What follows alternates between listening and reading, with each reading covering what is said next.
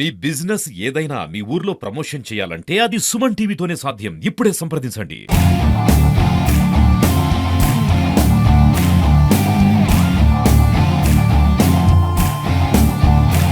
నమస్తే, నా పేరు పురుషోత్తం. నేను ఆంధ్రప్రదేశ్ రాష్ట్ర ఒలింపిక్ అసోసియేషన్ అధ్యక్షుడిని, అదేవిధంగా రెజ్లింగ్ ఫెడరేషన్ ఆఫ్ ఇండియాకు జాయింట్ సెక్రటరీగా ఉన్నాను. ఈ రోజు రాష్ట్ర 12వ state men and women championship చిత్తూరులో ఈ టిటిడి మండపంలో ఈ రోజు ముగింపు కార్యక్రమం. ఈ రోజు అన్ని ఫైనల్ జరుగుతున్నాయి. 24 categories, Greco Roman 8, free style 8, మహిళలకు 8 ఫ్రీ స్టైల్లో పోటీలు జరిగింది.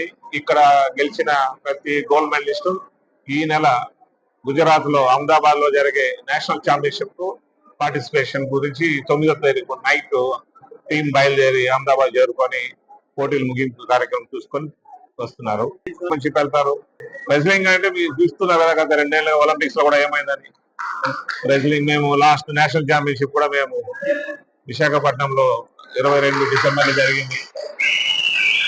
ఇదివరకు చిత్తూరులో ఒక ఛాంపియన్షిప్, విశాఖపట్నంలో ఒక ఛాంపియన్షిప్, నేషనల్ ఛాంపియన్షిప్ జరిపాము. ఈ 12 ఏళ్లలో కుస్తీ చాలా టఫ్ అయిన గేమ్ కాబట్టి దీనికి ప్రోత్సాహం ఎంత జాగ్రత్తగా, ఎంత స్ట్రాంగ్ ప్రోత్సాహం ఉంటుందో. ఇండియా ప్రపంచ స్థాయిలో కూడా ఇండియాకు చాలా విలువ ఉంది, చాలా గట్టి పోటీ ఉంది. ఇండియన్ రెజ్లింగ్ అంటే టాప్ ఇండియన్స్. మహిళలు అయితేనేమి, జూనియర్ 20, అండర్ 23 లో కూడా ప్రపంచ స్థాయిలో కూడా ఓవరాల్ ఛాంపియన్షిప్ కూడా మనకి ఇండియాకి వచ్చింది. ఏషియన్ గేమ్స్ లో కూడా ఎక్కువ మెడల్స్ భారతదేశానికి.